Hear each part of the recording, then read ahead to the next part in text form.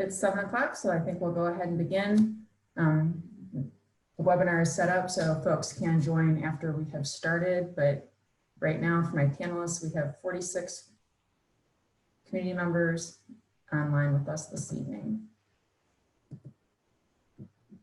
Good evening, everybody. My name is Deanne Dimitro, and I serve as Vice President at Burgess & Burgess Strategists, and we're helping to facilitate this evening's community conversation. Want to walk you through a little bit how this webinar will proceed this evening and why it is that we're doing it this way. Tonight is an opportunity for both you to learn and be able to ask questions. So we really want to thank you for being here and making sure that you've taken the opportunity to be informed. And hopefully, if you didn't already, send your questions in advance. If you have things that you've formulated in your mind, you'll be able to ask those at any point this evening. If you're not familiar with Zoom, if you look at your toolbar, there is an icon that says Q&A. If you click on that icon, that's where you'll be able to post your questions throughout the evening. The questions won't be seen by anyone other than myself and the team at Burgess & Burgess who's helping to compile those. That isn't an attempt to try to limit anyone's opportunity to ask questions. In fact, we want to hear as many questions as possible this evening. It's just our opportunity to curate what's coming through.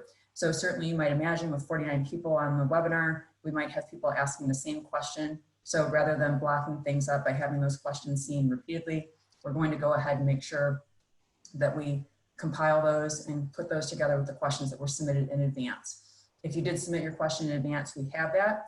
Not all questions will necessarily be answered this evening. They'll all be recorded, but it's possible that the question that you're asking is more appropriate for one of the sessions that will occur after tonight's session. In order to ensure that everyone can hear, only the panelists' videos will be visible and all participants will be muted. On our panel today is Brian O'Looney. He is a principal and design architect with Torty Gallis and Partners. For more than 30 years, he has made community serving places surrounded by mixed uses. He is a leader in creating innovative housing grounded in the economics of construction and the marketability of building designs. His book, Increments of Neighborhood, which compiled building types that make successful neighborhoods, has really been a leader in the industry. So I'm going to first allow Mr. O'Looney to start off the presentation. He'll be followed by Joe Minicozy. He is a principal of Urban 3. He served as the executive director for the Asheville Downtown Association. He's an urban planner, imagining new ways to think about and visualize land use, urban design, and economics. He founded Urban 3 to explain and visualize market dynamics created by tax and land use policies.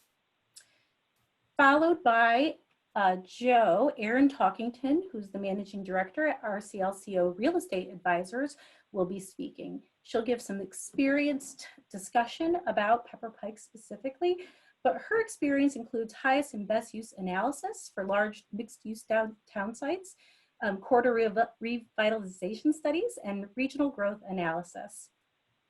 Her projects are applicable to all types and scales, and her strength is her ability to quickly synthesize the key market opportunities and strategic positioning for a particular site, and then also to communicate that vision to project team members, clients, and community stakeholders.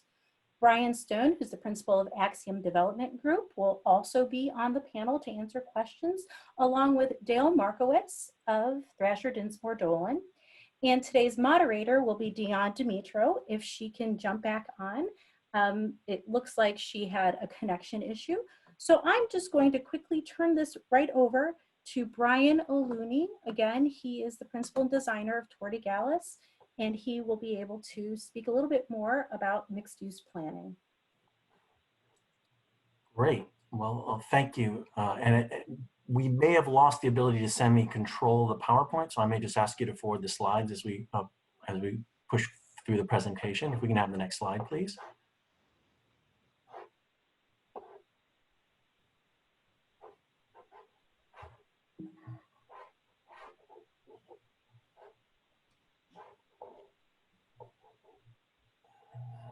Someone have control of slides by chance? There we go. Great. Oh, one back, please.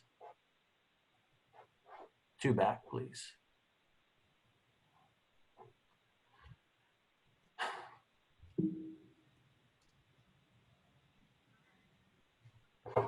Oh, great. Okay. And I can see there's controls at the bottom, but they're blocked by the other bar. How interesting. Okay.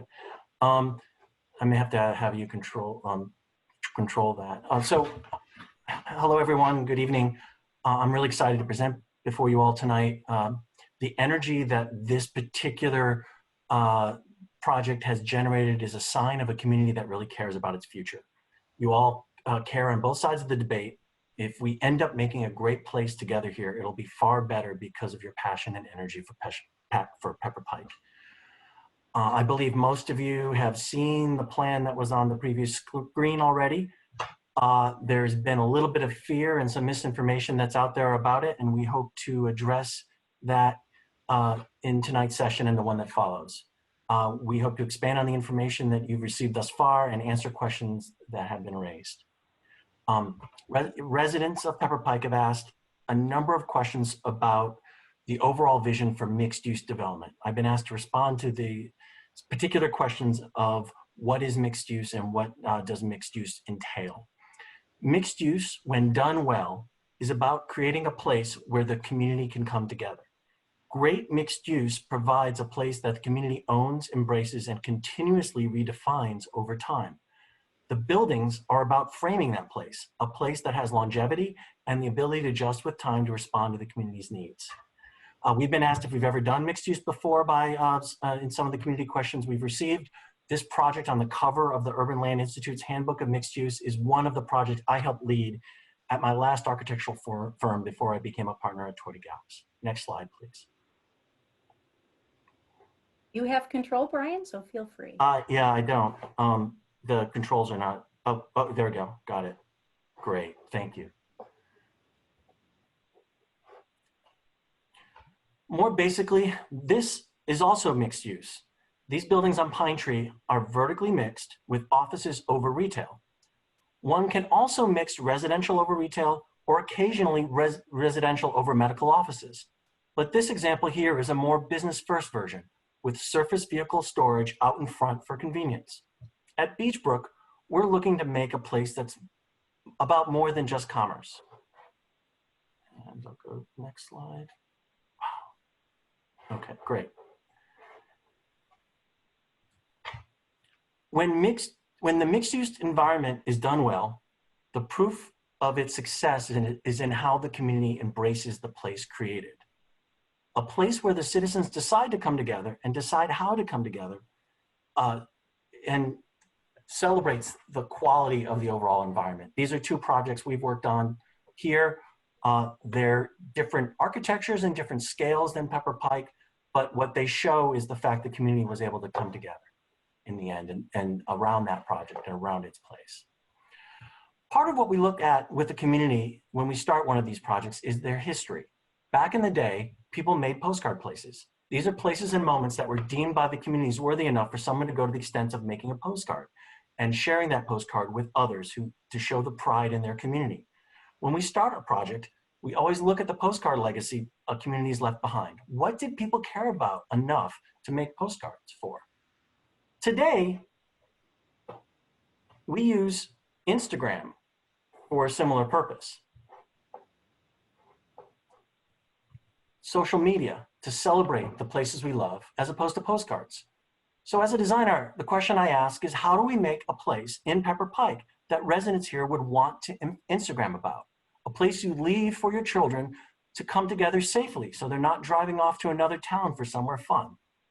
What does a place of pride where all of Pepper Pike can gather look like?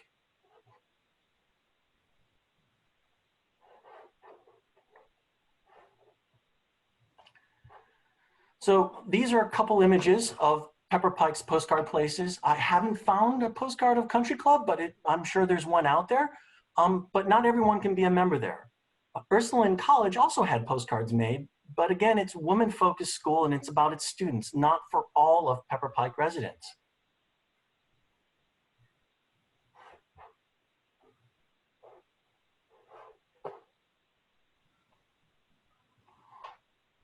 We're hoping that you would agree that there can be an additional place in Pepper Pike where you come together, a place of community pride and reserved character that can include everyone.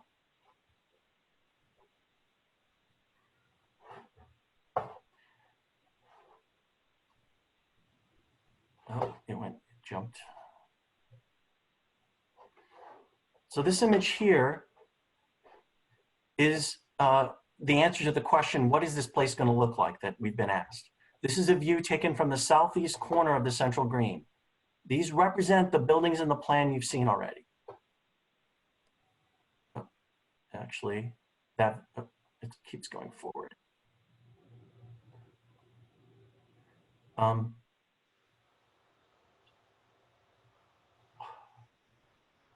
right, so this is the view from the southwest corner looking into the project.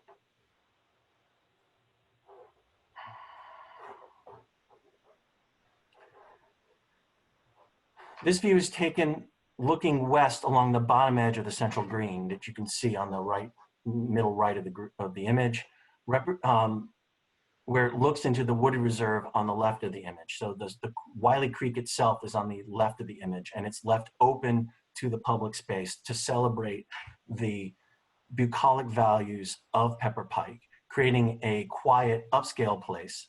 It is a center for the Pepper Pike community, connected to the forested realm of Willey Creek. It includes retail on the ground floor. One of the questions we had is what makes successful retail? Successful retail depends on being embraced by the communities that surround it. Retail that fails tends to lose the community's interest. And so what we are looking to do is make a place that is a place of pride for folks of Pepper Pike.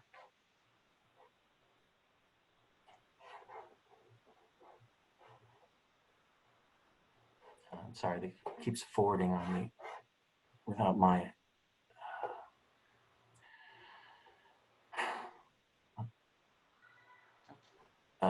Looks like the presentation. If someone can bring up the presentation again, that would be, or I can share my screen and show what I have here, either way. Yeah, why don't you go ahead and share your screen for now? Okay. I think we're having connectivity issues. It looks like there's a storm of ruin.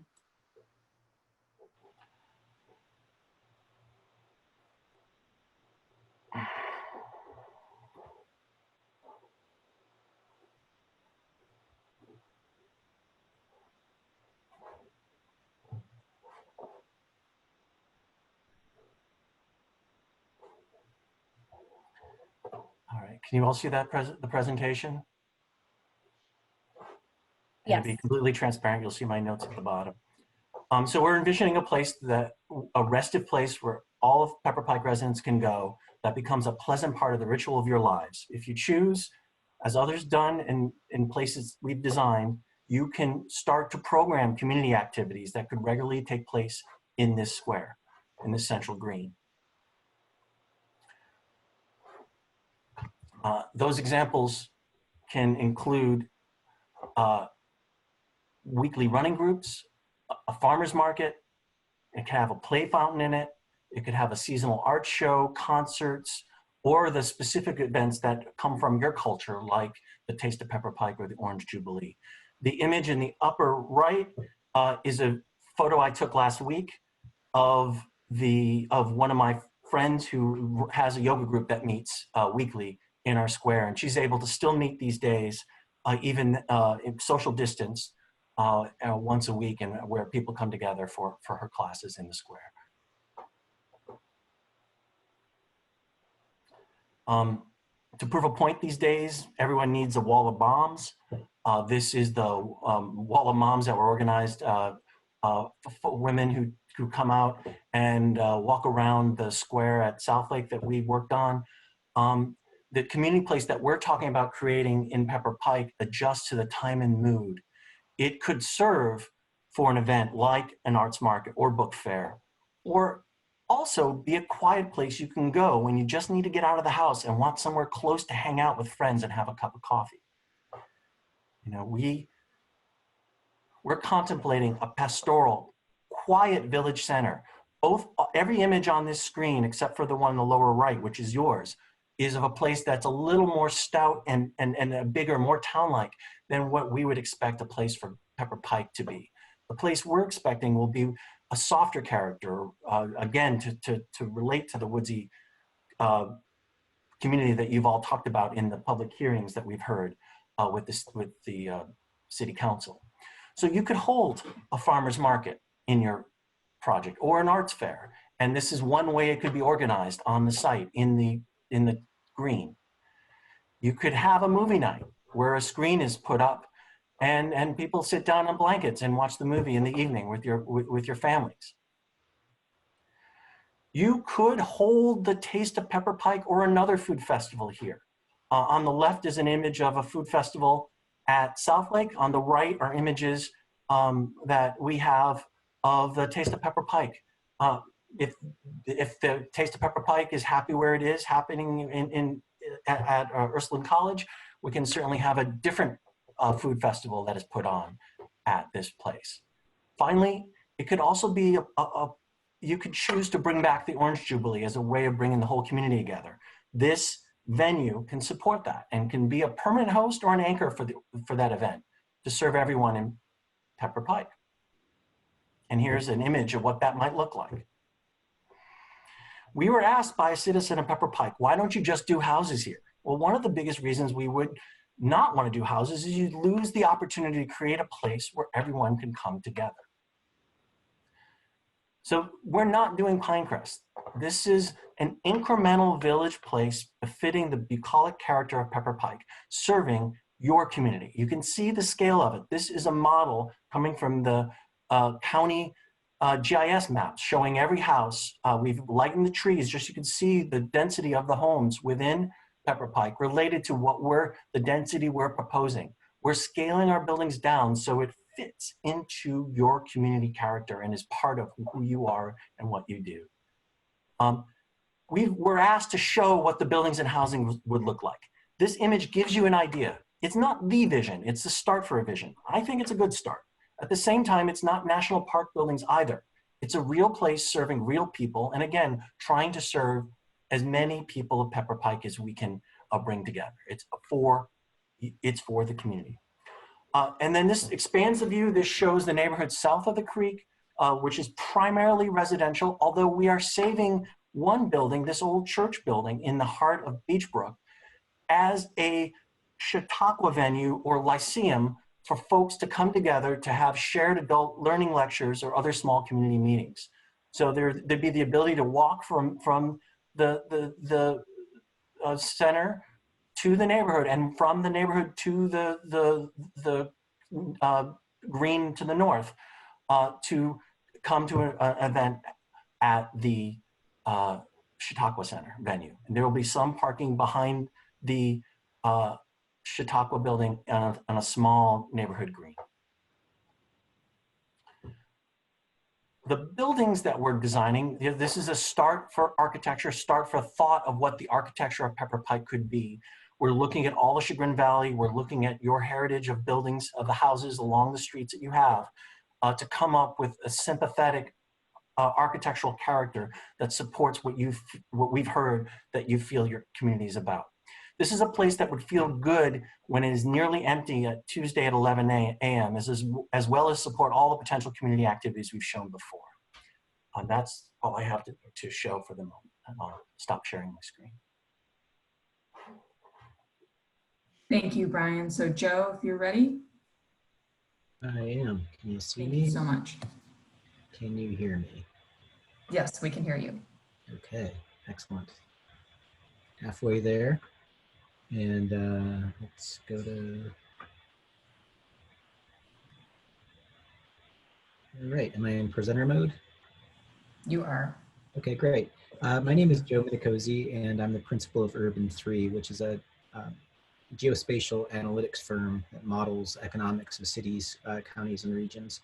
And what we focus on is how do you visualize and see what's going on in your community economically.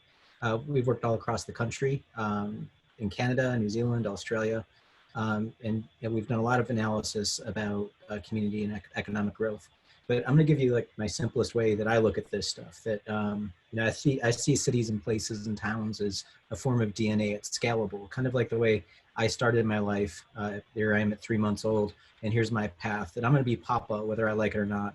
That you're a place and time too. That you have genetic material within you, and you can learn from other places. More importantly, I learned from my dad, again, when I had hair, but I'm genetically Italian. There's not a lot I can do to change that. But we also have a genetic predisposition to heart disease in my family. So even though I want to eat a lot, like I do as an Italian, I also need to minimize what I do, or eat a salad, exercise, do things in order to avoid that heart attack. So I'm going to go through a lot of economic information, but if there's one lesson that I can have for you is think about Pepper Pike in the future and understand the models that are out there that are good and bad that you can follow. So with that, the other thing that we focus on is data. Can you make an economic analysis of your place and understand the data that's out there and get past, what we think cities are or how they may behave? Because at the end of the day, a town, a village, a city, this is my city of Asheville. It's basically a finite boundary of land that has to operate as a cash flow. And my state has actually made it illegal for my city to annex or do anything. So the land that we have is the land we have. And if you look up the word incorporate in the Oxford Dictionary, it says to constitute a company, a city, or their organization as a legal corporation. So by law, the city of Asheville or Pepper Pike is incorporated, and you have a board of directors that manages a multi-million-dollar, multi-billion-dollar business. In my case of Asheville, my city's $14 billion of taxable value, which is 6 times the value of Ted Turner. So are we talking about, does Ted Turner talk about his decisions based off what's on Facebook, or is Ted Turner looking at numbers to see what's going on? And I would expect the same with my city. In fact, if you talk to farmers, farmers talk about crops in economic terms, the crop yield per acre, the water per acre, the labor per acre, all of that. If we're to do the same with buildings, we might be thinking different things about our community. So I'll just give you an example. Again, this is a local example here, but this is an old department store that's 100 years old that was converted to retail, office, and residential. So by fixing that building and rehabbing it, its taxable value grew from 300,000 to 11 million. Or the way that my community should see it is that it grew 3,500% in taxes on that property. And these are pretty high-end condos now, but they didn't start that way. But that's one way of looking at it. And one of the interesting things is how people rebut is they say, okay, that's $11 million. We've got this Walmart at 20. Fair enough. But it took 34 acres of our corporation to make that crop happen. The other building on the right is on 0.2 acres. When you look at from an apples to apples standpoint, the taxes per acre, the building on the right is producing 100 times the taxes per acre, double the retail sales. It's got residents that basically don't become trips because they just take an elevator down to the ground floor and walk around. But we also have more jobs in that building. So, part of what we try to do is challenge the paradigm of how we talk about the numeric goals of city development, but also what you get out of it. And this isn't complex math that we're doing here. It's just simple quantitative analysis that's about efficiency. So let's think of it a different way. Could you imagine if I was like, hey, my Ford F-150 gets 650 miles per tank. It's super awesome. It's got the most miles. You'd laugh at me. You're like, Joe, we don't measure cars that way because every car has a different tank size. Instead, we say miles per gallon, and the numbers just changed on us, and we should all be driving BMW Setas at 70 miles per gallon. So if we can do quantitative analysis of the car for efficiency, if I can map your brain and show your brainstem activity in blue and your creative thought process in green, can we do an economic MRI of your place? So back to my county real quick. This is my full county, 350 square miles. And this is just the way that people typically look at it. In gray, you have non-taxable, so this is a big park. Green, you have low value. Purple, you have high value. So this is the Biltmore estate right here. That's a $100 million house. But it's really not a fair way of looking at it because it's an 8,000 acre parcel with a 180,000 square foot house on it. It's the biggest house in the country. Of course it's going to be valuable. So rather than total value, let's do value per acre. So the map just changed. Now we get a different idea of economics. But let me just show it to you in 3D. So we can see my whole entire county. I can see my downtown shooting off the map right here from a productivity standpoint. But we can even see the village of Black Mountain over here. That's 12,000 people. You can see its little downtown, which is 2-story buildings, a couple 3-story buildings. But you can see it popping up in the scale of the community. Sometimes people are like, well, Joe, look, we just don't want density. And one of my favorite projects was in Gwinnett County, Georgia, which is outside of Atlanta. The county seat is Lawrenceville, Georgia. I'd never heard of Lawrenceville, but we're about 3 hours away. And I'm not making this up. I work in the South, and they told me that I'm not allowed to say 4 words when I presented. I wasn't, it was like George Carlin, dirty words. I couldn't say the word urban, city, town, or municipal. And they said, look, we're rural people here. We're not urban. And which is, I agreed. I was like, all right, I'll go along. But, you know, my company's called Urban 3. I guess we're just 3 for you. But anyway, they're outside the Beltway of Atlanta. Here they are. And there are 812,000 people out there. So I called up my client and I said, Kelly, you're all 812,000 people. And she said, yeah, but honey, look, we're 460 square miles. All right. Well, the density of that is when you divide the people into the area, there are 1,900 people per square mile, which is less than DeKalb, which has a piece of Atlanta in it. We had all this other data, so I put it out there for them. And I said, look, y'all are 200 people denser than Mecklenburg. What's in Mecklenburg, North Carolina? And somebody goes, Charlotte. And I'm like, yeah. And this is Nashville. Y'all got denser and you didn't produce a Charlotte or a Nashville. I never heard of Lawrenceville. And there's no such thing as, these 2 places have professional football teams. There's no such thing as the Lawrenceville Cowboys. Here's Austin, Raleigh. This is Asheville, North Carolina, and that's Chapel Hill. This is what rural looks like. I don't know what y'all did. And when we did their model, it was kind of weird. I was like, I asked my analyst, I'm like, could you turn it on its side? So he did. It looks like a 1970s shag carpet. It's like the same thing all across the model. And that, you know, that's the economic goal that they got. Whether or not they asked for it, they built it. This is what we typically see. And this is Chapel Hill, North Carolina, Carrboro, and Hillsboro. And I can see those 3 places. I can also see their little downtowns. And these are some small ones. And some new urbanism over here. Yet y'all did this. So the most potent building in their community is this building right here that was built by their great-grandparents 100 years ago. That's it. They haven't done anything more productive than that. So this is all they got. This is their productivity at the peak of their model. All of these places are less dense. Now the problem with this is that when you scale it out to the infrastructure horizontally, so we just put it as the same counties at the same scale and showed them Nashville, Austin, and Lawrenceville, and we pulsed it out with an economic cart monitor. And you could see the peak value of 192 in Nashville, 476 in the less dense Austin, and they're flatlining at 8. And when they challenged me on this at the end, they're like, well, you know, but we're not urban. And I said, I never called you urban, but look, you got all the same horizontal infrastructure is this stuff and none of the vertical stuff to pay for it. So after 30 years of building this, are y'all going broke yet? And they said, oh yeah, we're broke. It's like, well, go figure. I mean, this is what happens with decisions. Is ultimately there's consequences financially.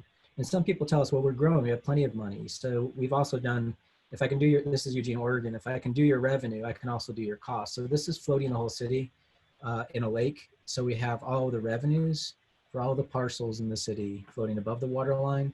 And below the water line, we sent everybody like a bill for their stormwater, their roads, their sidewalks, all that stuff. And then we net your revenues against your expenses. And you do that in any corporation. So we have what's in the black and what's in the red here. What's in the black is above the water line or net positive. And what's below the water line is net negative or subsidized. So here's how it looks. And they could see where they could produce more wealth. Basically, if you add some more pixie sticks in here in the downtown or on the other side of the campus, you're gonna do all right. But if you lift this up like you're looking for a salamander under a rock, you can see where they're spreading their costs all across the model. And that's okay that they do that. They should just account for it and make sure that they can afford it. So knowing your liability is critically important. And you know, again, I was just poking around Google Earth and noticed you're just looking at your streets. So it became really quickly obvious to me that you're already having alligatoring, and some of these have been resurfaced. But this is going to be a continuous problem. As a developer, when I build the infrastructure for you, they become your liability into the future. And I noticed that one of the comments was about traffic. Well, traffic comes from the displacement of your transportation. So this is just one block that I grabbed in your community, and it's a pretty sizable block. I put it side by side with Palm Beach County, or the town of Palm Beach, I should say, sorry. And this is about 534 houses in here. And in this square is about 800 houses, some offices, a school, shops, city hall, hotels, and an apartment, which is incredible scale to fit in that area. So you just have that many houses, 534.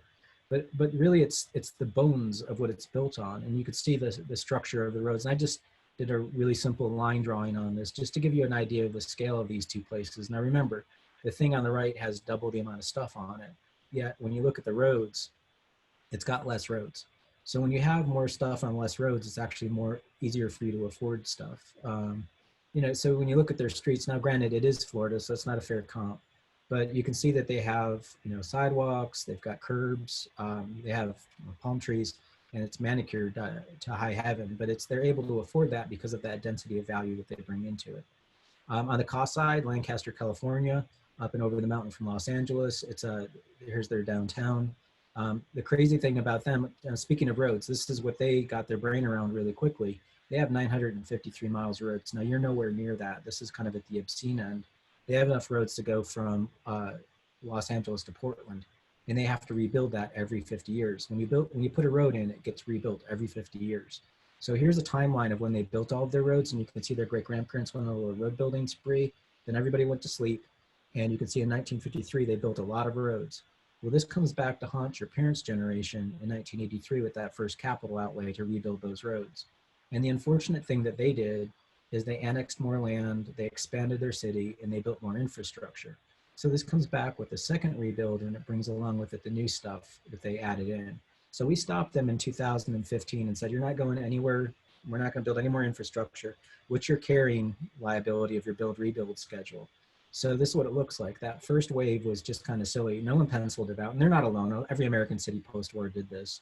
And then they doubled down on it because they convinced themselves they could do it again. But now it's getting bigger and bigger without adding any more streets. And this is the carry liability of that stuff. This is what I'm talking about, is that it gets worse over time. And you can look at older places. Again, this is like me looking at my father and avoiding the 7 bypass heart surgery. And they can only afford 50% of their roads right now. So they have to make some hard decisions because they didn't think about it along the way. And it's a problem that a lot of communities get into, where they buy down and they don't think about their costs until the future. So just to close, just doing, again, poking around, I just grabbed a property in Pepper Pike, and this is totally random, just this one house. And I just want to show you some of the ghosts in the machine, the anomalies in the system. But this is a house here, and I went over to Ohio City and grabbed a little townhouse kind of thing, but just this random house, and totally random. This house here on the corner of Clinton and 38th, right next to actually the sewer plant for Cleveland. And here it is, this little townhouse right there. What's insane about how people look at this house versus the other house, again, I'm just being totally agnostic about the property taxes per acre, apples to apples. That townhouse is paying, what is that, 14 times the property taxes that house is. And again, that's the property taxes that go to the county in each municipality as well, but that's, the counties take proportionally 14 times more. So, think about the productivity, think about the land use, think about the land use in the road connection. We've seen this all across the country. We take the whole data set and mash it up. For every dollar of county taxes somebody way out in the county pays to that county per acre, their brother and sister in the city is going to pay 5 times that. Here's the Walmart, there's the mall.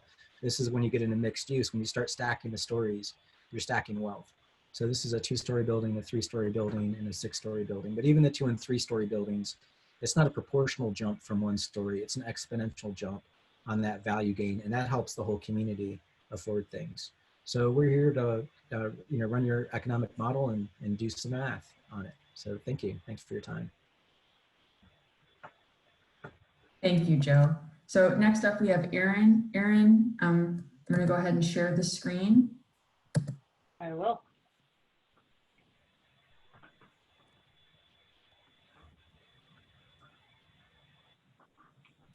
Good afternoon, actually good evening. I'm Erin Talkington with RCL Co. We are a real estate advisory firm that works across the country, helping landowners, developers, and builders, make strategic decisions about real estate. And, while we work across the country, and that, might sound like it means we bring the same things to every community, what it really means is that we take a little bit of every community and really make sure that it is reflected in its project.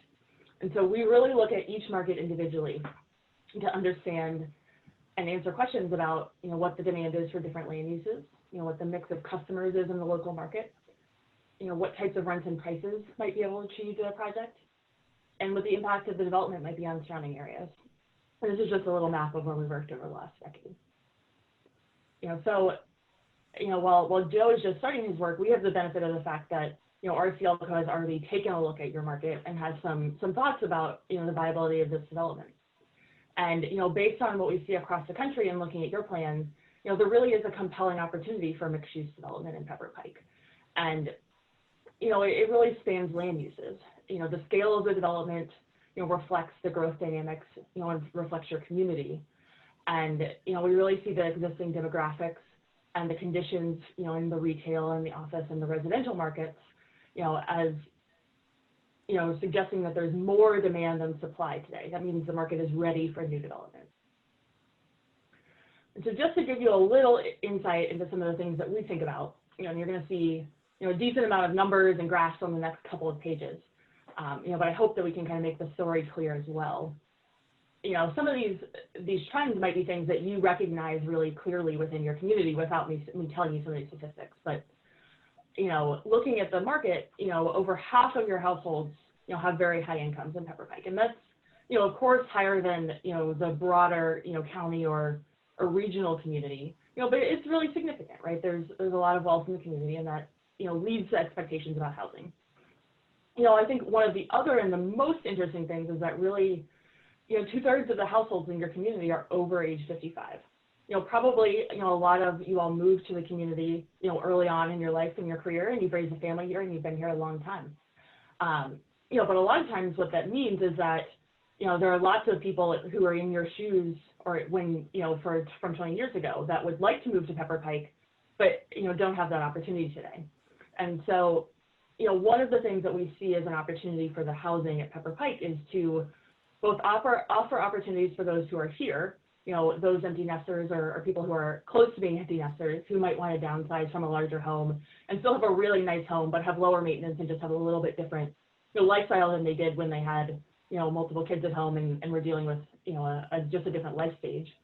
And also to find an opportunity for higher educated professionals who want to move to Pepper Pike, just like you did probably a couple decades ago, and purchase these larger homes that are nearby, eventually once they're ready. And so, we really think about housing in this community in the context of who you all are and what the community needs.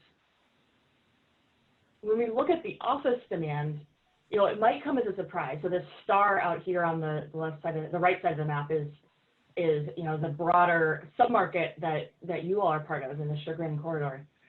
It might come as a surprise, but your office market actually performs better than downtown does, which is this bright yellow spot you can kind of see on the map, that really stands out. And, that's partly because the location is really strong for office. There's good product, it's well leased, it's close to where households live, and it's easy to commute to. And it really does attract, high quality tenants. I assume a lot of people, who might be listening on this call work, somewhere in the area, and, a lot of people like the fact that they don't necessarily have to commute downtown. And we really see that there's an opportunity for additional new and modern office space that really meets those tenants' demands, since most of the buildings in this particular area were built in the 80s and the 90s. So they're not old. When you think of some of the buildings built in downtown Cleveland, obviously those have been renovated, but they're much, they started much earlier in their life. And, what we do see, especially as we think about the impacts of COVID-19 on the office market, it's not that no one is ever going to need an office again and everybody's going to work from home forever, but really that tenants are going to prioritize new spaces that offer them the things that they need to feel safe and secure and healthy within their office spaces. And for the most part, older buildings are not going to offer that, or it's going to be very difficult for them to renovate and offer those things.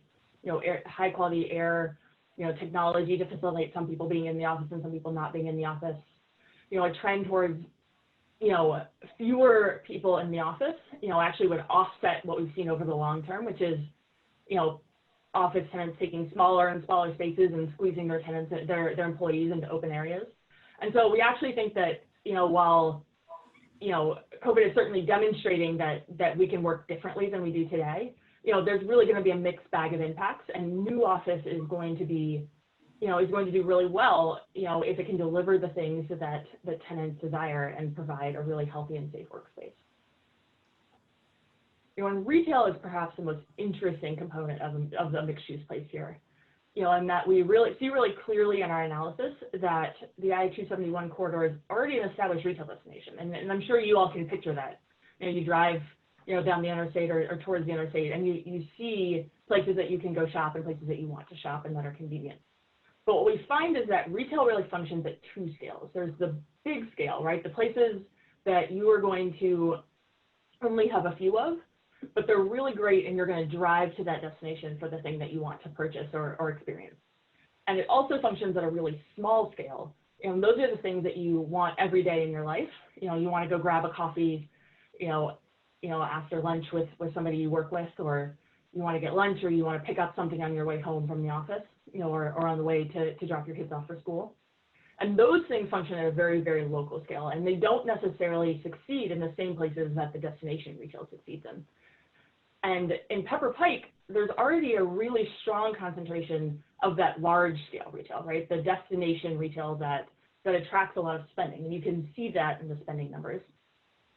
But what you can also see is that you're really missing the types of places that would allow retail in Pepper Pike to fully serve local residents' demand. Those small scale places that really allow neighborhood serving retail like coffee shops and cafes and yoga studios and other things that really benefit from having lots of different people come by all during the day.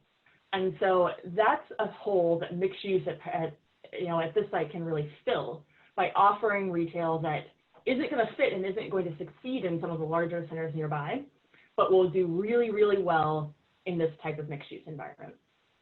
You probably have read a lot about how COVID is impacting the retail market so far. Certainly it's accelerating trends, that were already at play, right? Businesses that weren't doing as well are going to fail faster. But strong businesses are actually going to emerge even stronger. And you can see certain retailers, with the number of stories about businesses that aren't doing well, there's also stories about businesses that have really taken off because they've figured out ways to reach their customers. And that's going to make them even more powerful and even more capable when they have their typical business environment back. And online shopping is not going away, but we've certainly seen, in addition, that people want to be together, even if we can't always be together in the same way we have, in the past. That blend of online and in-person experience, and places that we can really gather as a community are going to succeed over the long term and support retail going forward. And so, the question is really why do you all want mixed use in Pepper Pike from a market perspective? We've seen in lots of communities that it increases the home values, both within that community and for homes nearby. And that's because it provides more amenities for residents, right? If you have that great place that you can go meet a friend, that's valuable for people. The other thing to keep in mind is that it really makes an area more appealing for office tenants because workers like the convenience. They like to have an office close to where they live. They like to be able to walk outside their front door and take a break in green space or retail or other amenities. And that means that the office succeeds. It has higher occupancies and rents and less turnover. And all of those different types of people being present in the same place mean that retail is stronger too, right? It has higher sales because there's more customers throughout the day. And so with that, I am going to turn it back over to our moderators.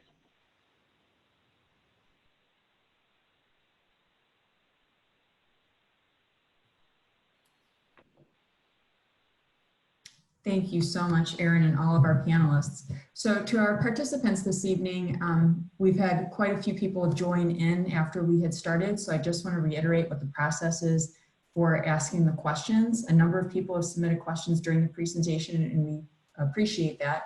If you joined us after I went over this, you'll note on your toolbar there's a Q&A icon, and if you click on that, you're able to go ahead and submit questions. The questions will be curated as we go through in order to make sure that everyone can hear. The only folks that will be able to hear for the rest of the evening are our expert panelists, and we'll make sure that everybody else remains muted. Again, not all the questions will be answered this evening. All will be recorded. It's probable that there will be some questions that come up this evening that are better suited for the following two community conversations, and we'll make sure to ask those questions at the appropriate time. So to begin, our first question, Brian O'Looney, if you would be willing to take this one, and Brian Stone weigh in, how do we know that the plan that is built as presented and it won't be altered? Well, first off, it may not be, and we'll talk about there's a whole process, the project, should the referendum be approved, there's an approval process we would go through. Let me share my screen.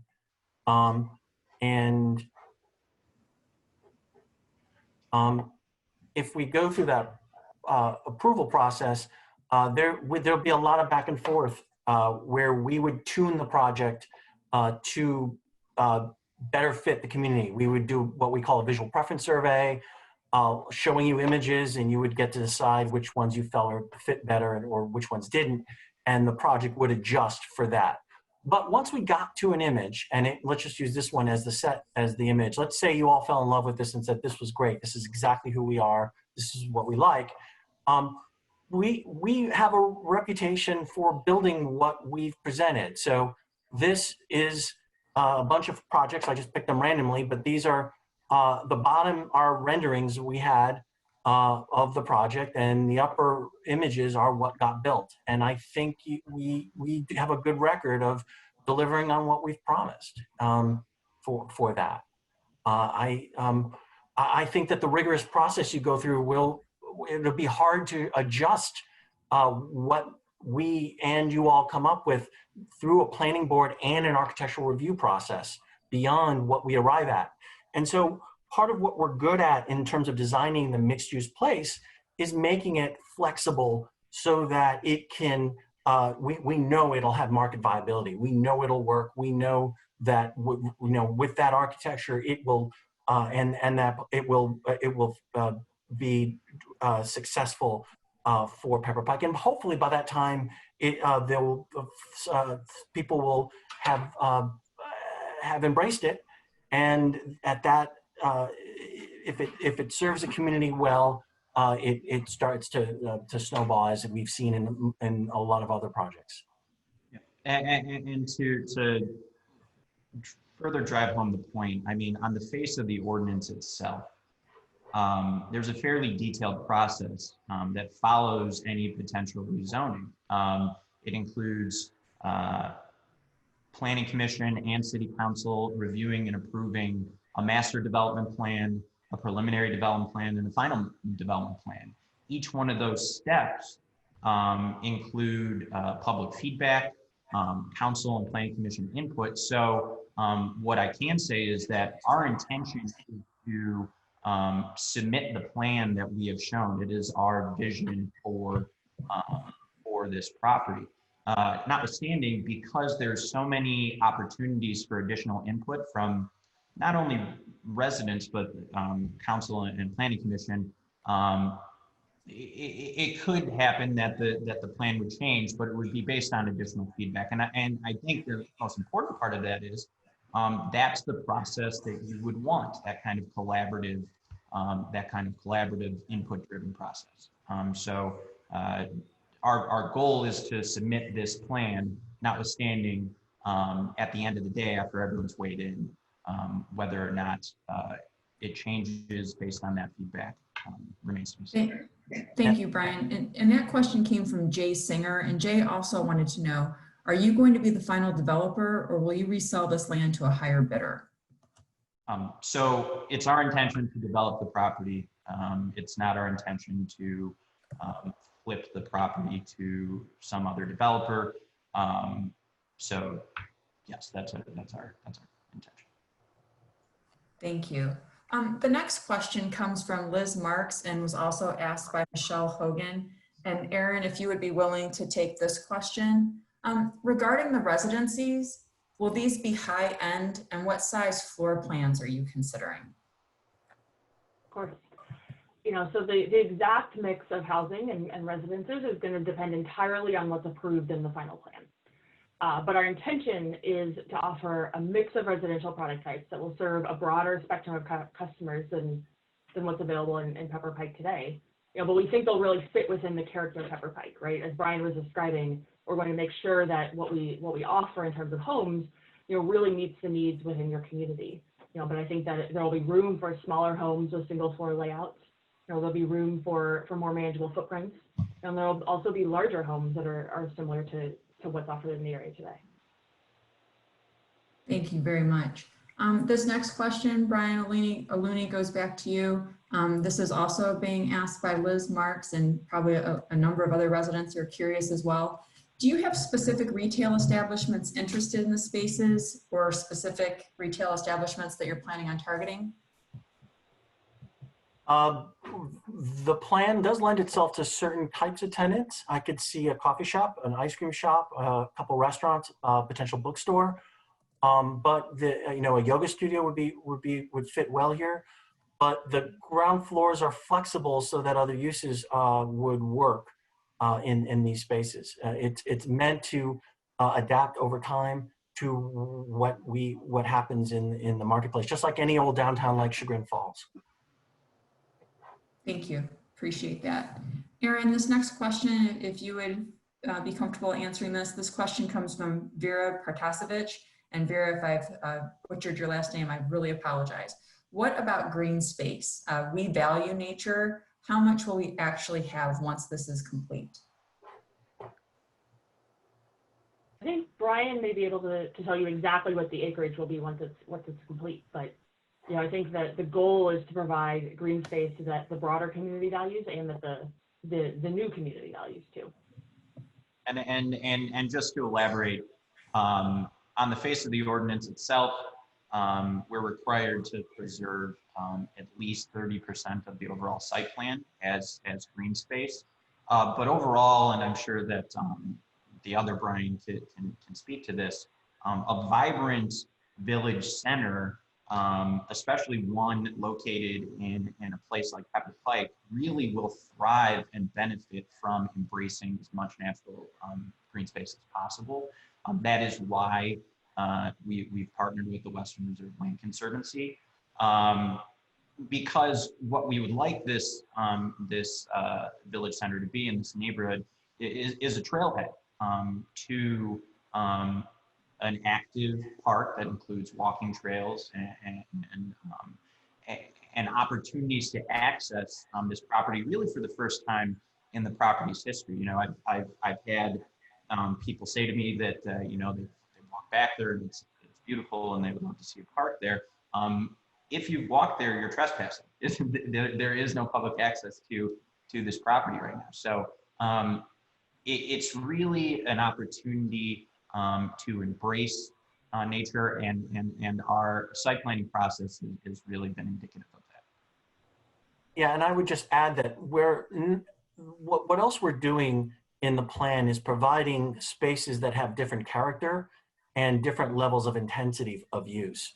So the park itself, the green will have that potential civic function, but that segues into a trailhead to the Willey Creek, which is a very natural preserve that can be used that way. And then south of the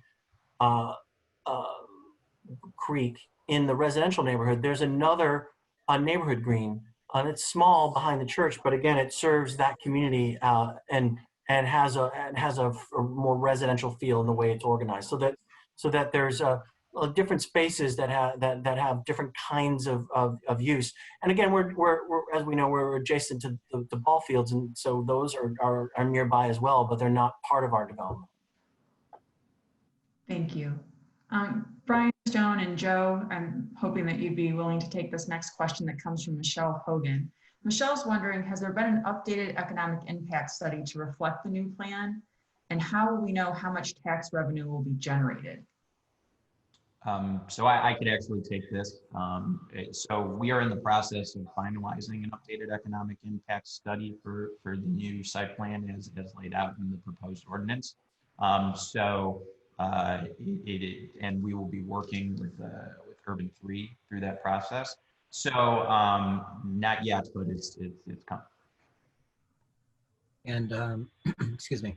What we're going to do is, and we haven't started this process, but we have to grab all of your county's entire data set, because that's going to come. That's where we're going to get the baseline data to be able to make comparables of where this will go. So if you can imagine that three-dimensional model landscape, what we're going to do is add this in so you could see what it would look like and how it would affect your taxes. Now, the other maybe a little bit more complicated analysis will be estimating the income taxes that will come from this as well, because that's the primary driver of your municipal revenues. Although your property taxes are nothing to ignore.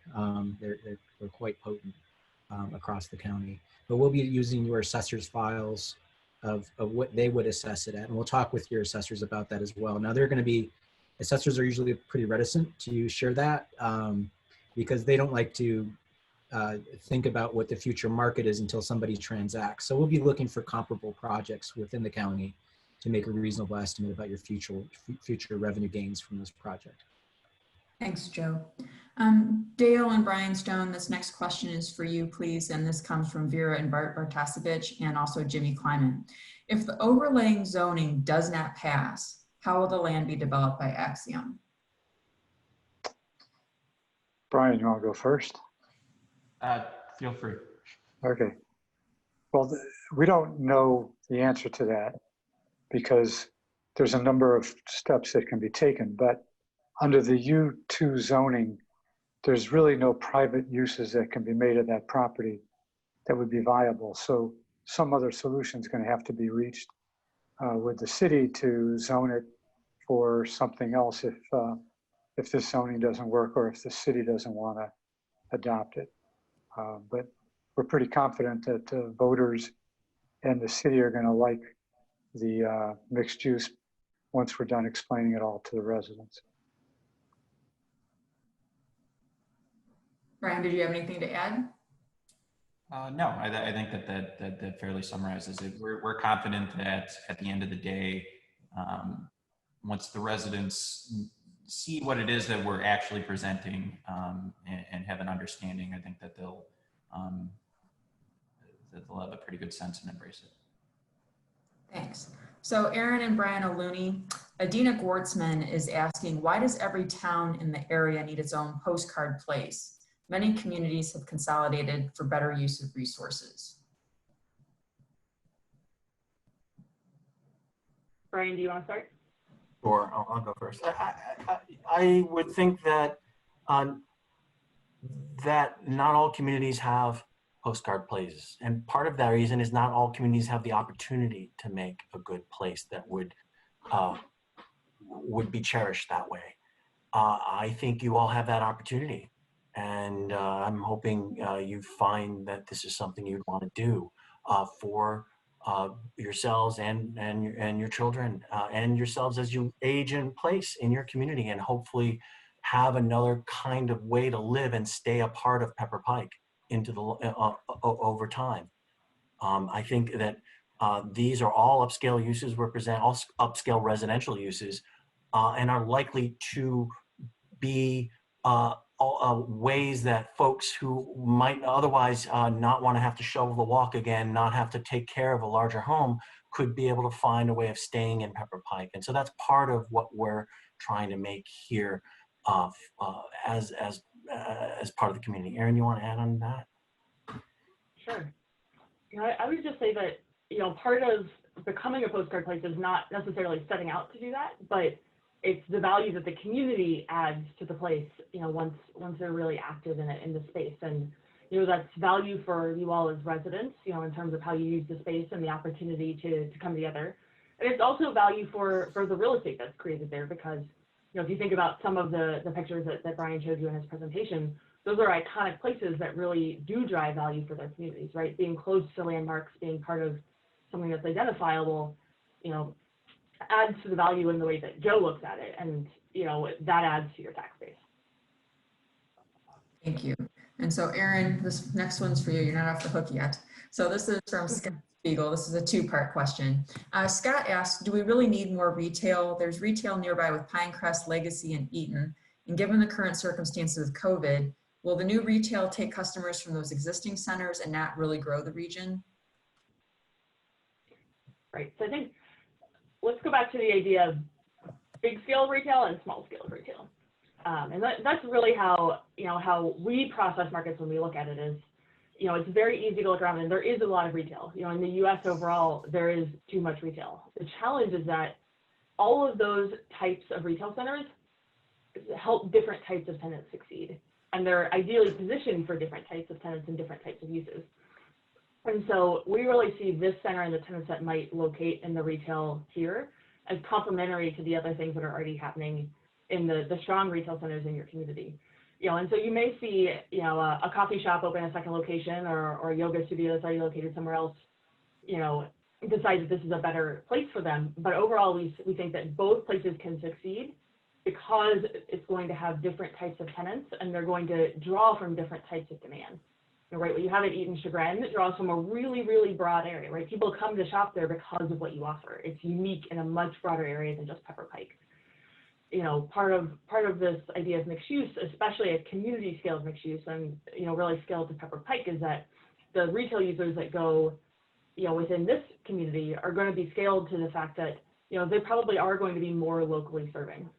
You know, right? They're really going to derive a lot of their support from the people that live nearby and the people that work nearby, and you know, other people passing through or visiting for events. And so, you know, they're going to be a different character, and they're going to have a different business model. So we think both really will be successful. Thank you. This next question comes from Michelle Hogan, and Brian, if you would go ahead and address this one for us. Michelle points out that on the layout, there are 2 greens slatted for future development. And what is the future intention for those spaces? If I can answer that, let me share my screen. It's really more of the same, and it depends on the future of the parcels that are out parcels. But if they're either way, the way the zoning has been crafted by the jurisdiction with Dale, it would have to be more of the same. It'd have to be the same scale. If no other parcel was ever included, there would be most likely towns of the same townhouses of a similar character to what we have now to outline and round out the project. If the neighboring parcels can be included, then blocks could become similar to there could be more of the center uses, because then they could be supported by the parking. But because of the zoning, it would have to be more of the same. And to just elaborate on that, when we were sitting down and coming up with our site plan to discuss, you know, what goes where and what would be appropriate to include north of the creek, we looked at those 2 areas that we marked as future development. It equates to about 2.75 acres. And if you look at Brian's screen, you couldn't include more office space because you couldn't park it. You couldn't include more retail because you would have difficulty leasing it and you wouldn't be able to park it. So you're really left with additional either single family homes or townhomes. And just based on the existing uses that are there, New Directions is a strong business that is not going anywhere anytime soon. And just the number of single family and townhome product north of the creek, we just felt that it would be inappropriate to include anything in this additional in this site plan. Notwithstanding, as Brian alluded to, if for some reason 30 years down the line, New Directions decided that they wanted to relocate or something along those lines, regardless of whether or not it's us or someone else or New Directions themselves, that property could be developed into something else. So we felt that it would be disingenuous to show it as nothing. We thought that we needed to definitely show it as something. But for the purposes of our development plan, what we're planning on doing based on current assemblage that we have and our ability to do it, the thing that we will most likely submit to the city at the end of the day, it's going to be, you know, screening for New Directions. It's going to be berms and trees and additional screening so that they can continue to operate there in a way that they'll still be able to significantly accomplish their mission. So that's why we called it out as additional space. But again, there's no plans for additional development there at this time. Hey, Brian, let me also add, so there's no confusion, we could not exceed the 40,000 square feet maximum retail without additional development. So that's another reason why it's unlikely for there to be a need to go to fill part of that 40,000 in that space. Thank you, Dale. Brian Stone, if you would, we have a question from Emmy and Dave Workman, and they would like to know, does the plan that you've shared tonight include all of the properties in the overlay or only Beach Brook? It only includes Beach Brook. As I said a minute ago, we currently have no control over either the Parker Passoff property or New Directions. They're all owned by other people. We don't have a contract or an option to purchase those properties. So we can't show a site plan that would include those properties. It wouldn't be the site plan that we would present to the city if and when the rezoning gets passed.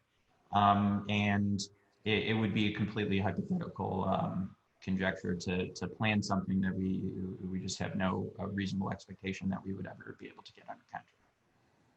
Thank you, Brian. This next question could be addressed by Dale, Aaron, or Brian Stone. And this question comes from both Amanda Ringenbach and Holly Hilbert. Will our high school share a property line with the retail or commercial section of the property? And are there examples of that in our area? Let me go first on that if I could. My office is in Chardon and Geauga County, and I spend a lot of my time in Lake County as well. Off the top of my head, the ones I can think of, Newberry High School is right next to commercial and industrial.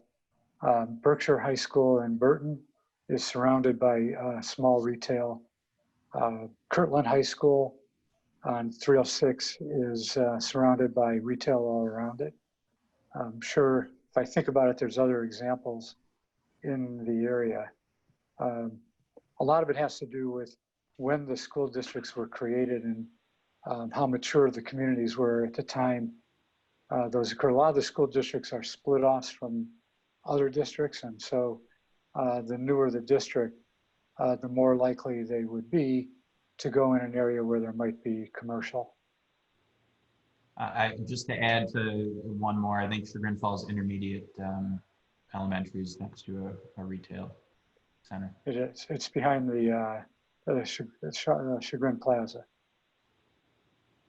It's also important to point out that the developed areas of the site plan that we're showing are not adjacent to the schools themselves necessarily. They're adjacent to the ball fields. Thank you. Joe, this next question comes from Adina Gwartzman and Holly Hilbert. South Lake and some of the other cities like LA and Palm Beach aren't the same size or have the same weather as Pepper Pike. Will we be able to see comparisons closer to Pepper Pike's demographics and the impact on our infrastructure, for example? Certainly, not necessarily the full infrastructure impact. That kind of analysis at a parcel level takes a while. But obviously, yes, it doesn't snow in the town of Palm Beach.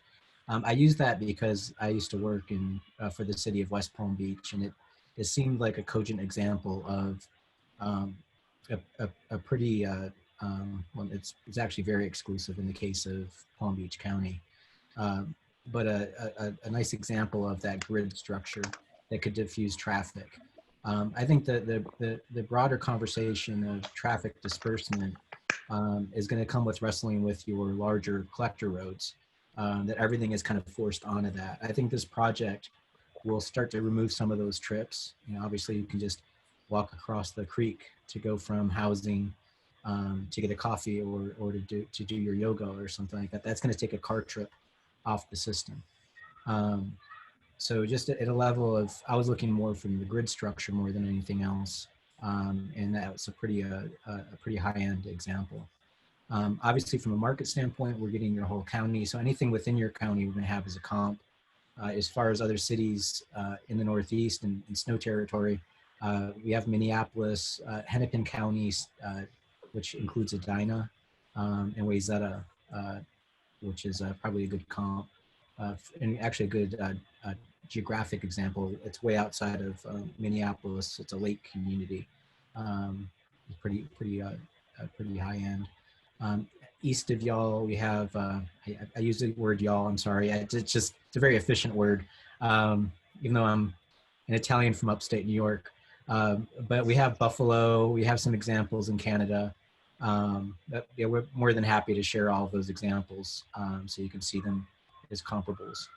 We also have stuff out in the Rockies and Montana and plenty of snow places. And I will say this, that when you get into things like cul-de-sacs, it does get pretty pricey, sending a snowplow in and then coming back out the same street. But then what do you do with the snow that's at the end of the cul-de-sac? But it depends on how you utilize that, and I guess the circumference of your cul-de-sacs. But we could talk about that and maybe get some back of the envelope numbers to give you like a rough estimate of that analysis. But when we do get your shape files, which are how your place is laid out, we'll be able to tell you more about your roads. And we'll definitely be talking with your city staff about that if they'll give us access to that data. I looked at your budgets to try to get my brain around what your total capital expenses are on your roads. I know that you're going through a lot of resurfacing, and your engineers doing a great job at raising the importance of keeping up on your maintenance of this stuff. But typically when that gets deferred, it doesn't get cheaper. It becomes more expensive because you're eroding the substrate of your road at that point.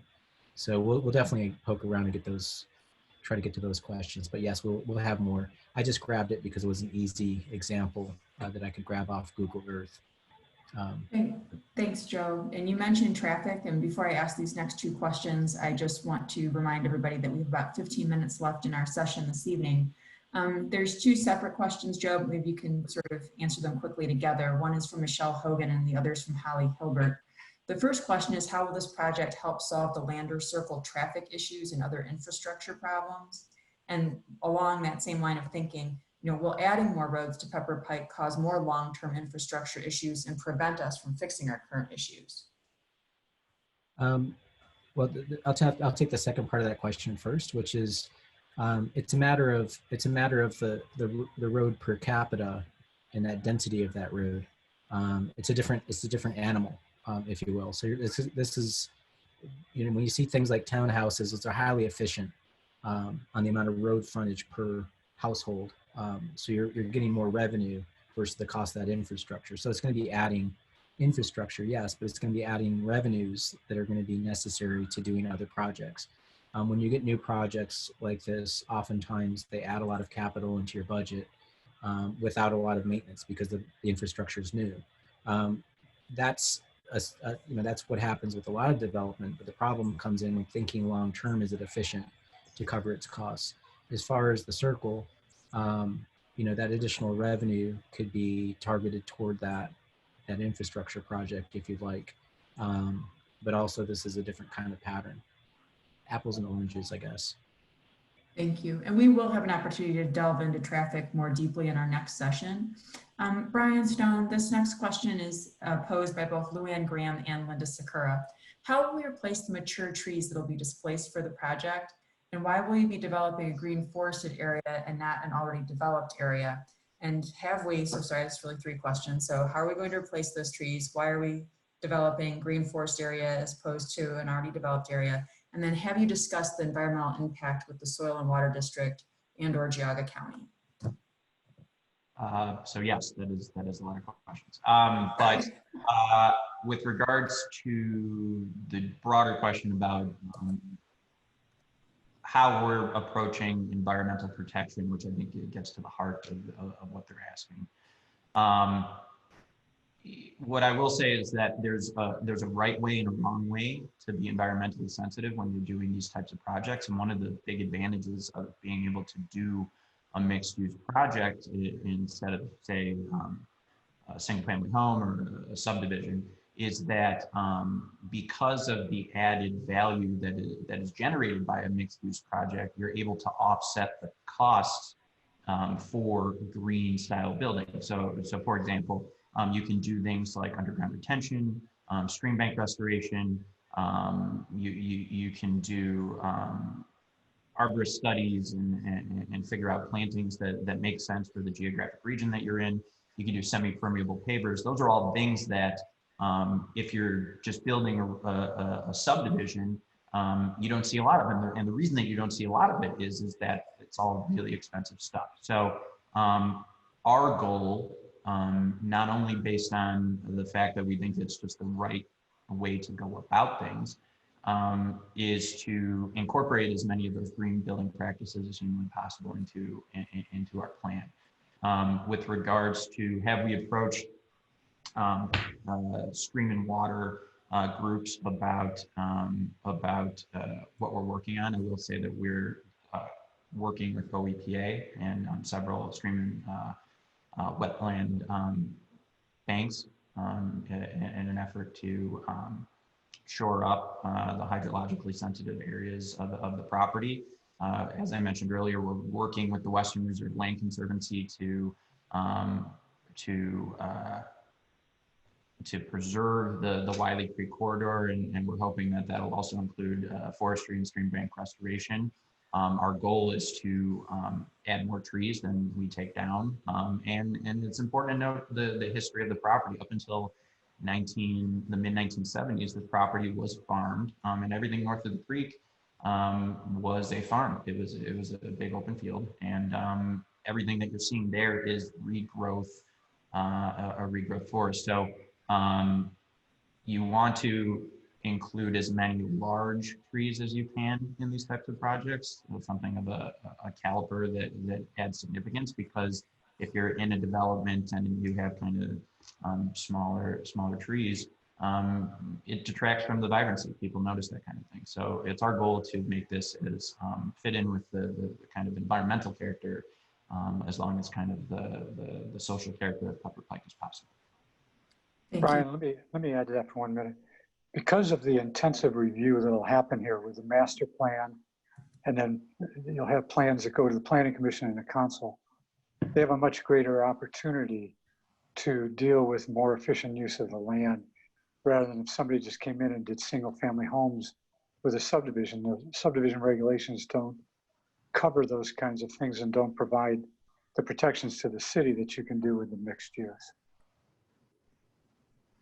Thank you. And as we're getting close to the end, I want to try to get to as many of these last questions as possible. And I do want to remind our participants, if you've been submitting questions, you might see that it appears that your question has been dismissed. It's not that it's been dismissed that we're ignoring it. We just move it out of the question and answer feature so that the people that are assisting me help to get the questions organized and we have them sorted. So if you're concerned that we're trying to ignore or avoid certain questions, we certainly aren't. It's just our way of organizing with this particular tool. So Aaron, could you speak to this question raised by Jordan? Is the residential development on the south side of the creek a viable project if the north side isn't developed? You know, all of these uses will be better together, but the residential on its own should be viable. Thank you. And then Aaron, this is also for you or Brian, and this is a question that was raised by Holly, Tammy Snyder, Rachel Scott, and Diane Hoffman. So something a number of people are interested in. What is the proposed price range of the homes in the current plan, and how many people / family units are expected to live in this community, and will there be affordable housing? I can take that if you like. What I will say is that our goal is to offer as many price points as possible, because a cornerstone of a vibrant community is the ability to have varying types of housing products, because they attract varying types of people, baby boomers, new families, etc. It is very, very early on in our process. So to throw out specific sales figures for a development that's probably a year, 2 years, 3 years down the line is probably pretty premature. But I will say that anything that we put there has to fit in with the existing character of the surrounding area. I can assure you that there will be no affordable housing in the sense that like affordable with a capital A. And I think, yeah, so. Thank you. So Joe and Aaron, Hallie Hilbert raised the question, what are the benefits of this plan for residents of Pepper Pike who don't reside in the development? I can start that one. You know, so as a lot of us have described, you know, this is a place that is going to be available for people who live outside of this development, right? That's That's part of the benefit of mixed uses. It's a place that you can shop and gather and recreate, and maybe your office is going to be here, or you're going to know someone whose office is here. And so there's access. That's, I think, the first piece. And the second piece is that, typically around these mixed-use communities, we see home values rise. So in fact, it actually helps everybody's, property values, not just the values within the community. And I mean, this is really more of a question for Brian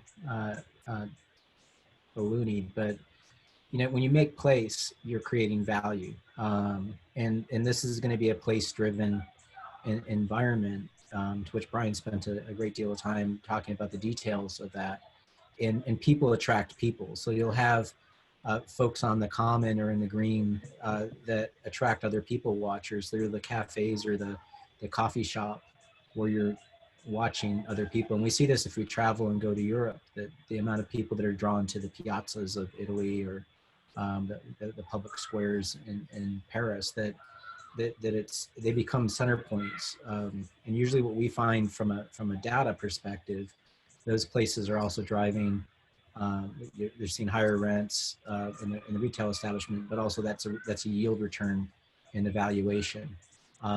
And it's almost, we'll see that in the model. And if you want, we can, again, once we get your county's information, if you have these places you would go to spend time or whatever, that we can pull that data to show you the difference of valuation. So, a really crude way of thinking about it is like a lake effect, that the edges of the property around a lake have more value. And it's not that the lake has no value, it transfers to the side. And the same happens with a well-executed public square. You'll see the value adjacent to it, that the value of the square is public land, so it's non-taxable. But those properties adjacent, if they're well executed from an urban design standpoint, will yield a high return from a value standpoint. Thank you. I have two questions from Tony Gentile. And Dale and Brian Stone, I think both of you would be able to answer these. The first one is, who will pay for the new roundabouts and the reconfiguration of Lander? And then we had a question earlier talking about if the rezoning fails. Who would like to have examples of what would be built if the rezoning fails? Maybe a little bit more specific if you can. You want me to take the second half first? Sure. Okay.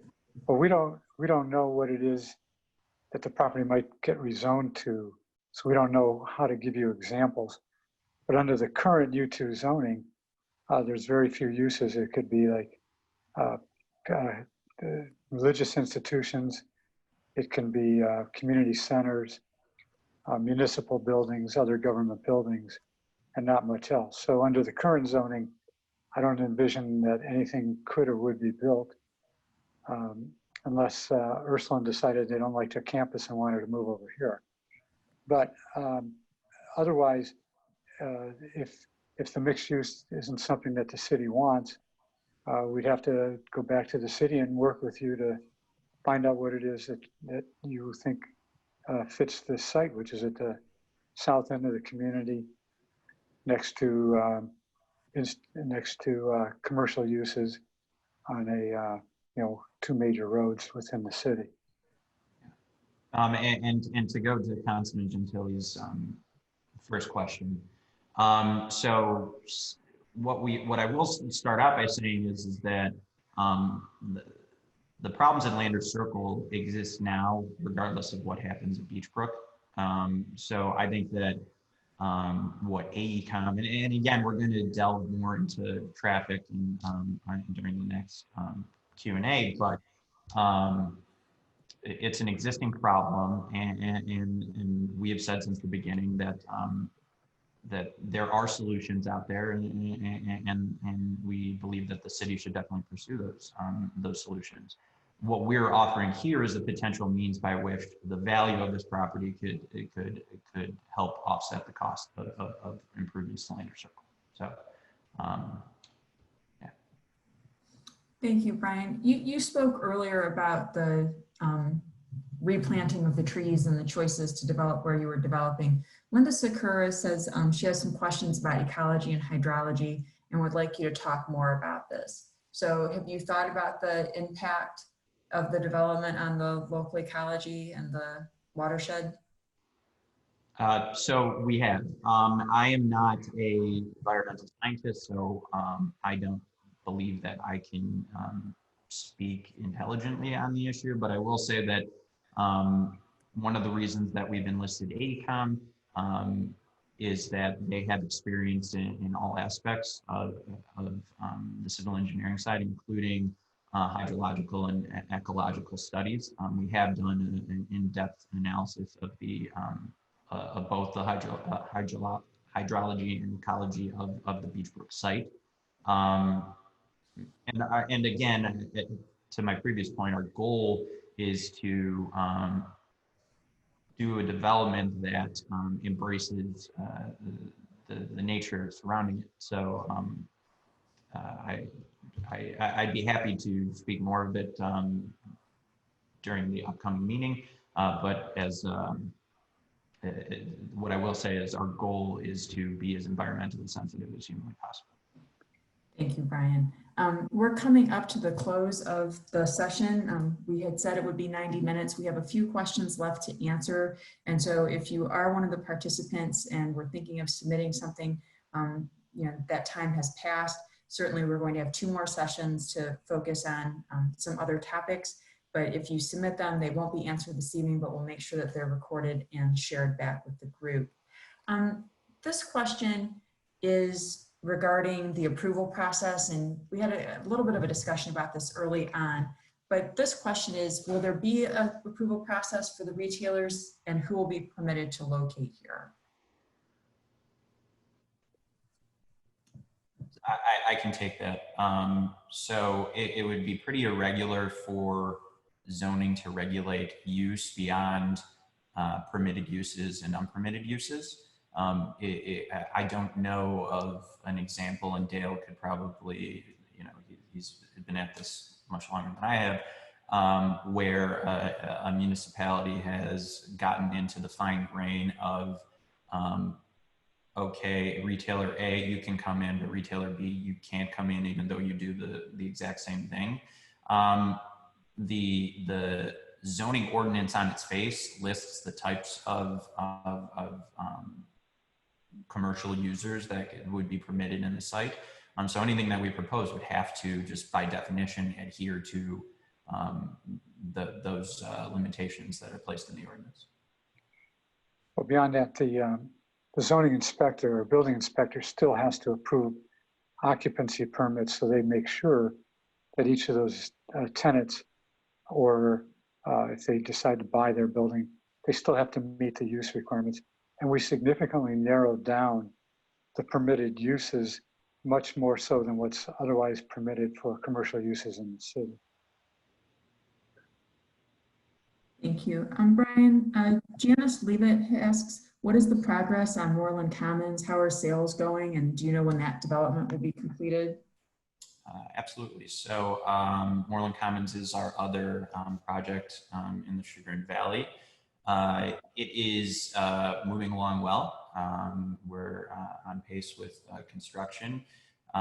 We're actually framing our first house, which is pretty exciting. Overall, from the start of construction to the last house being constructed and moved into, we're anticipating a 3 or 4 year process, but that's pretty standard for a subdivision project like that.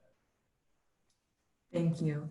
Aaron or Brian Stone, would you be able to address Holly Hilbert's question of how does this project differ from other projects that already exist, like Pinecrest and Edgewood Trace? Or if you want to take it, Brian.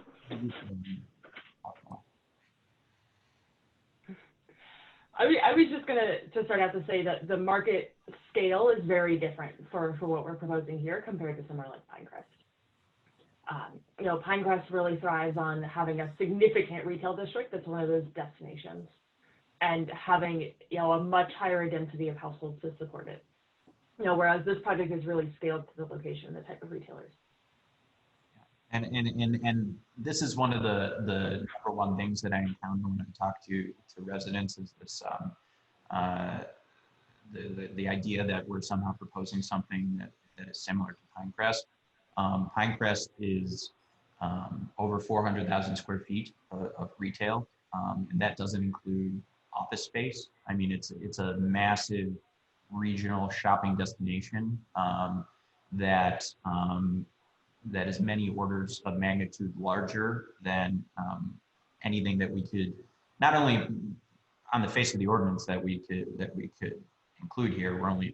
We're capped at 40,000 square feet of retail, but also just that you could fit on the property. It's not as large of a space, and it would anything on the order of magnitude of Pinecrest just wouldn't make sense in this specific location. So what I will say, it's comparing apples to oranges on their format and purpose and the way in which they interact with the surrounding community.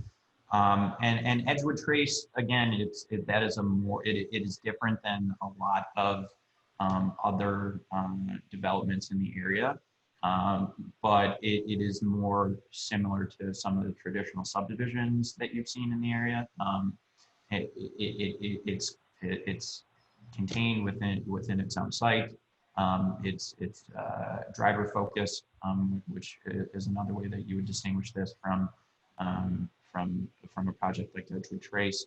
And I will say that those projects are important and have a role in this community. They just have a different role than what we're proposing here. Thank you, Brian. So Louis Graham poses this question to the entire group, if someone would like to take this. Do any of you live in a mixed use development? And what is the demand for mixed use development housing? Sure, I can take that because I live in one, maybe others do as well. So I live in a place called Kentlands, which is one of the forerunners of a lot of walkable mixed use in the country. This was built in the late 90s, turn of 2000s. We have, I think, 3,000 residences. The majority are single family. There's a senior housing building. There are these products called Live Work, which have restaurants below them with residences above. Some of them have offices above. We have a sushi shop in those. We have a coffee shop. We have a couple hair salons and nail salons along that main street that's created by those buildings. We have a Starbucks. We have a movie theater, which was rebranded as Cine Bistro just before COVID, and obviously it's not open since March. You know, we have a lot of, and I can walk to all these from my single family neighborhood. I have a bus line in the front of my house, and I look at a lake and trees on the back of my house, and that all can peacefully coexist in the neighborhood I'm in. I started with a townhouse, and when my family grew, we moved into a bigger single family home. And that's, a lot of people stay in this neighborhood and they segue from smaller units to bigger units and from bigger units back to smaller units. There's these townhouses that are called 2/2s or stacked units, where you have a full townhouse on top of another unit, and that allows for more folks to support the restaurants that we have in the neighborhood. And so I'm probably the other end of Brian in the fact that I'm moving into the downsizing world, and my house is you know, it's what we used to do in neighborhoods. My neighborhood is just north of downtown. I actually bicycle to work or walk to work, and on the way back home tonight, I actually picked up a dinner about literally 100 yards away from here. There's a little neighborhood restaurant. There's a church behind my house. And this house was built in 1913 by one of the most famous Asheville architects, Richard Sharp Smith. And it's been divided into a duplex. So I actually I own a duplex. I live upstairs and rent out the downstairs because that meets my lifestyle needs. So I travel a lot, and it's nice to have somebody on the property. That also helps supplement my mortgage, which is super awesome. In my past, I've lived in downtown Rome, Italy, in total mixed use environment. And also when I was in grad school, or actually just after grad school, and I worked in real estate finance in Boston. but I lived in Somerville in a converted church in the square. So I think that when you look at cities and you see that there are places in time that we've all had different lifestyle needs, and they change and adapt. And unfortunately, the modern city tends to monoculture, and we sort of forgot that lesson of history that we used to have. And there's places like Kentlands that Brian describes that are basically relearning our past history. And what you're seeing in the marketplace, there's a desire for that, that people do want to downsize. And that's also reflected in the trends of demographics that I'm sure Aaron can go on at length about what's happening in the baby boom and the millennials and their choices, and it's actually driving the market right now. Yeah, and when we do mixed use, we scale them for every community that we work in. So the mixed use for Pepper Pike would be very different than the mixed use here, or the mixed use in South Lake, or in Somerville outside of Boston. It's really, the communities, and particularly when we do the first mixed use buildings in a community, they tend to be very large, and they tend to be more alike the single family in that town than other kinds of housing that may be side to side or duplex. And that's what I would anticipate here as well. Aaron, would you agree with that, since you're in the market? Yeah. Yeah, I think that's a good summary. Thank you. Brian Stone, Luann Graham wanted to know, is there a cap on the commercial square footage? So what we propose is a cap on retail. The fact of the matter is, if you just look at the way that the site lays out and demand for office space of this type in the area, it equates to somewhere in the neighborhood of 150,000 square feet of office. That I think is well served in the context of the surrounding area. As you can see from Brian's aerial views, anything beyond that would be inappropriate for the context of the community. So there's no cap on overall commercial space, but I think that it's important to keep the distinction between commercial and retail separate, right? Because all retail is commercial, but not all commercial is retail. And what we're proposing here is office space that's similar in size and scale to what already exists in and around Labor Circle. And then this question is for our panelists, Joe and Aaron and Brian. Have you had pushback in communities in the past when there was a mixed use proposal? And if so, how did it get resolved? I'll go ahead and start. There was a project that we did it was outside of Austin, Texas, and the community was considering tax increment finance as part of the project for the capital outlay of the street. So basically it was like an internalized loan of discounting the taxes into the property. Two of the city councilors were actually okay with not doing anything, and they actually said in the presentation they'd be okay with a Costco and a Target, and it was right next to a train station. So we ran the numbers on what that would be, and it was actually would have yielded a $60 million development when it was all fit out with all the out parcels and everything else. So full build out 60 million versus mixed use development at 733 million. So what you're doing is you're building a lot of wealth off an investment. So it was a $20 million tax increment to get $600 million more tax base. Once they saw that and they saw the future yield on that and how much it would support, basically if you're growing the tax in one area, you can reduce the tax in other areas, rather than what you saw with the Gwinnett County model, where everybody had to pull the same weight basically. So you're spreading. There's no diversity of value in the community, and what we find with a good, strong, healthy mixed-use environment, typically of a downtown kind of a nature, or even a small downtown, is that can buttress a lot of the budget needs of a lot of other parts of the community. So I think those communities, when they get that, they're just like, okay, well, we can actually be more fiscally prudent in other areas and garner more wealth. So in the case of Asheville here, we have a very robust downtown. I don't know if y'all have ever been here. We're 90,000 people, but at one point in time, we were the second largest city in the entire state. So we've been living off the wealth created by our downtown, and now tourists come to see it. But that's just our genetic material of what we are. So we know the value of adding to that here, but I see that with other clients as well. Yeah, and I'll just add, we have a number of projects that start out where the community is very suspicious. I think there's a lot of challenge, not so great development that happened in the 70s, 80s, and 90s that make any community very worried about new development, as they rightfully should be. We've been very, and we talked about South Lake. We showed another project in Ohio. Both of those, we had a long process of talking to the community about what the goals were, how we made a place that included the community in the gestation, and from that we arrived at what are projects that were embraced. I mean, we know we're successful at the end of these kinds of processes when the questions are not what's happening, but the question is how quickly can we get it built? And I've heard that on a number of projects, and those are the ones that end up having parades or community events right when they open.